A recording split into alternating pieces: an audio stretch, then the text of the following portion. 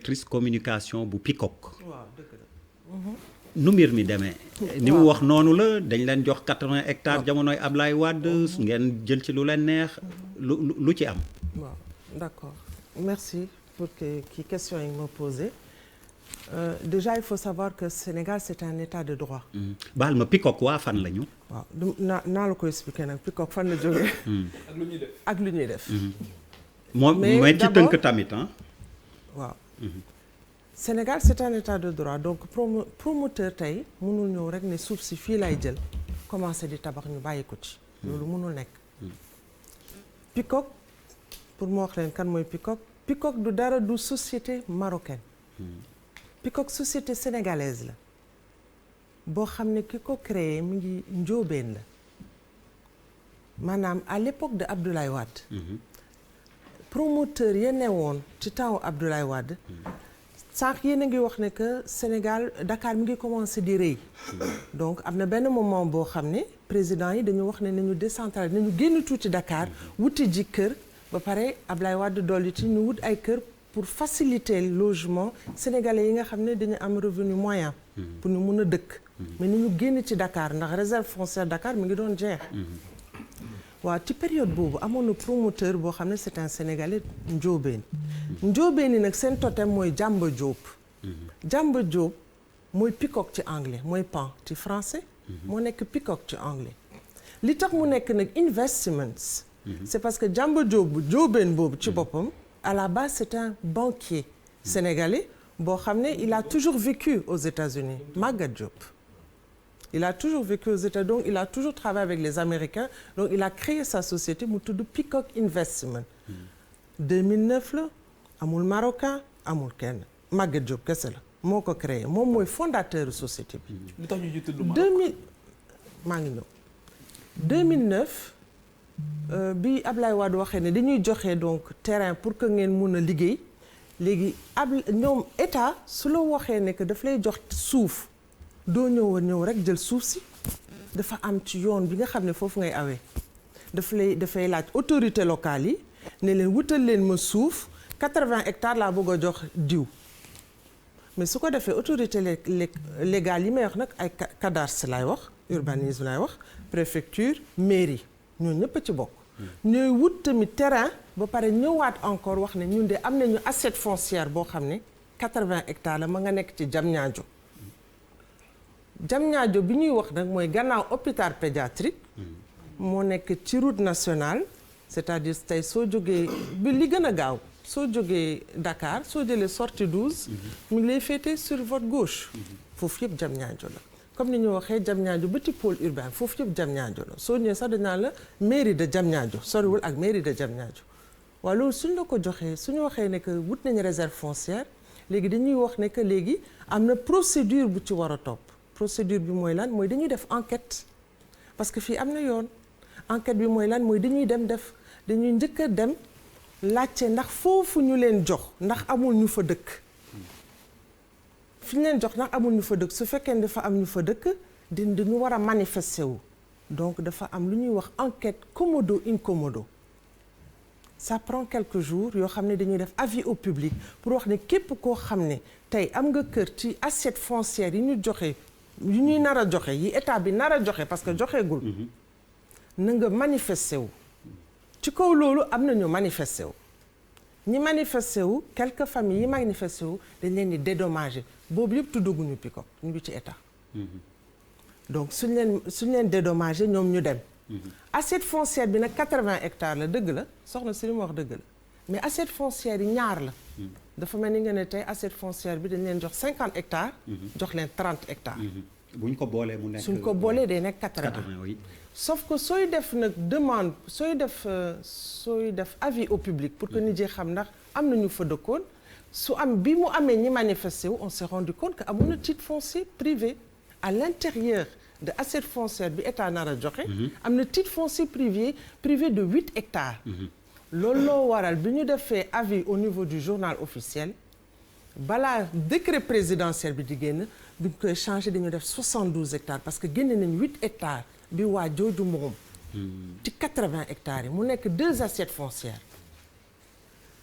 ci la ñu waxee nag léegi ça c'est un titre moom la ñuy waxee TNI mooy titre en fait c'est un non identifié léegi su boobaa léegi suñu ko identifié ba nga xam ne génne nañ 8 hectares dañuy wax léegi promoteur bi balaa ñu koy jox promoteur état bi nañu dugal ci turu cadastre ne que état bi léegi jël na assiette foncière bi mais état su jëlee assiette foncière kan mooy fay promoteur day fay su jëlee ba pare dafay wax ne que léegi lii maa ngi ko jox PICOC moo koy nar a gérer mais daf koy gérer dans le cadre d'un programme Une famille un toit dans le cadre du programme Une famille un toit donc ñu commencé liggéey mais balaa ñoo liggéey jàpp leen ne que 2009 la décret bi génn 2010 balaa ñoo liggéey il faut que ñu enregistrer parce que il faut nga jaar cadastre il faut nga dem impôt il faut nga fay donc à partir de 2011 2009 2010 2011 ñu commencé di fay ay redevances annuelles de 97 millions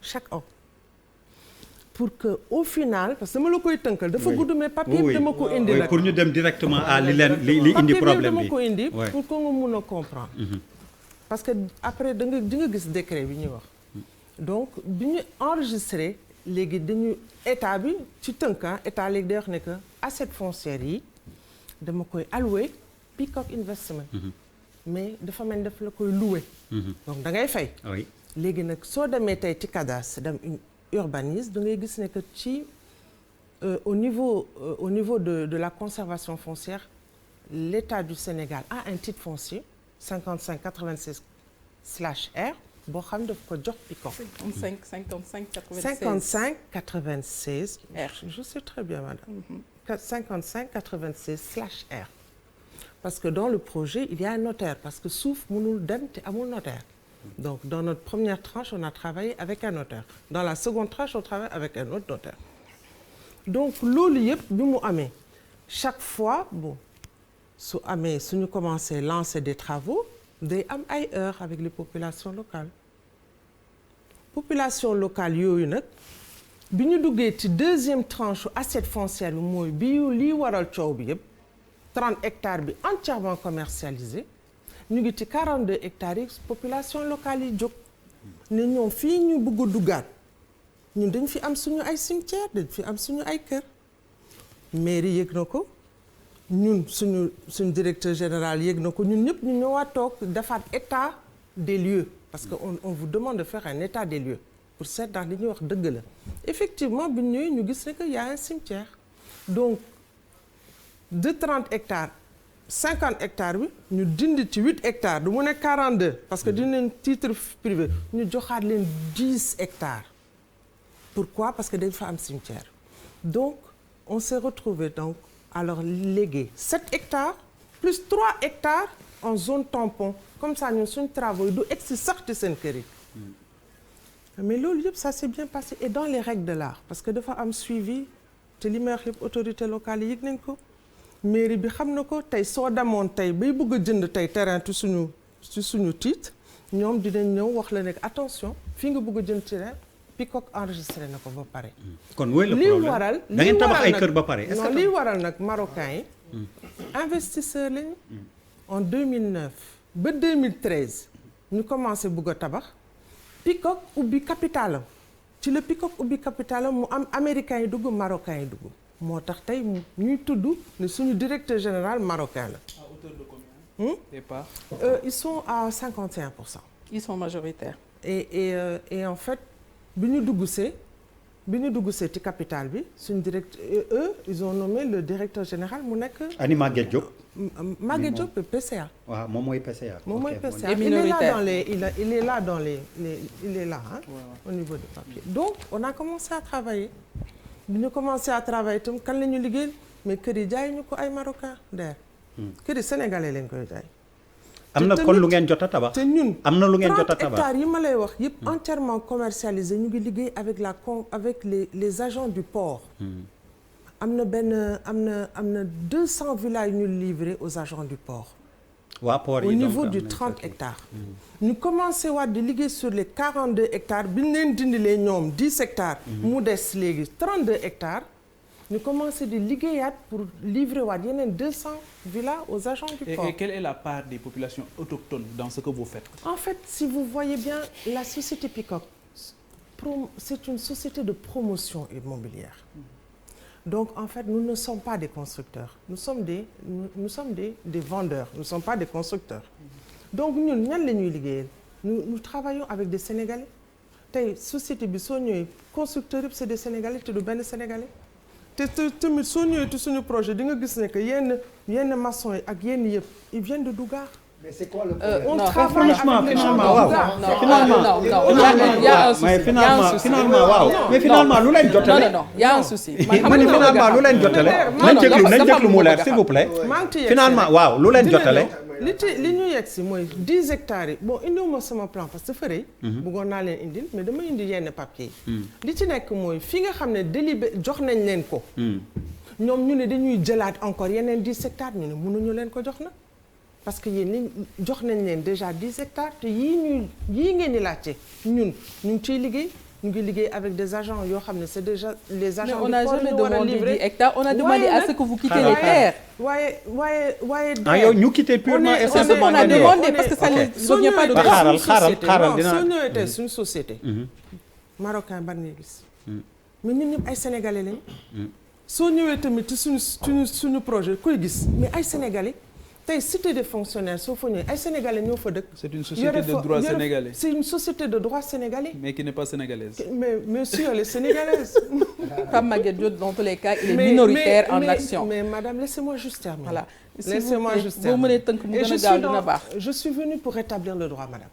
Et je suis là pour que ça soit fait. C'est la raison pour laquelle je suis là pour que ça soit fait. Dans la légalité. D'accord? On va parler dans le respect. Voilà, évidemment, dans le respect, madame. Évidemment. Donc, en fait, lan mooy problème bi derrière. C'est ça, c'est quoi, finalement? Lan mooy problème bi. léegi xam nga lu ñu def mais ñu ngi liggéey ñu ngi avancé képp ci ñoom koo xam ne te loolu c'était très clair képp koo xam ne mi ngi nekk Dougar bugg a liggéey ak ñun dañ koy dugal ci biir société mu liggéey képp koo xam ne da nga nekk maçon da nga bugg a tabax mi ngi liggéey ak ñun. Oui, mais léegi yow su fekkente ne da ngeen bëgg a jëlaat 10 hectares yi ci topp ñu ne leen mënul nekk loolu moo indi wax bi. ok 10 hectares ngeen joxe ñu bëggaat 10. 10 hectares. mais non moom nee na plus grave non moom plus grave nee na ñoom bëgguñu 10 de. ngeen jóge fa la ñu bëgg. purement et simplement. non man je veux am benn question bu gën a yomb rek. oui question je l'ai entendu dire que ne.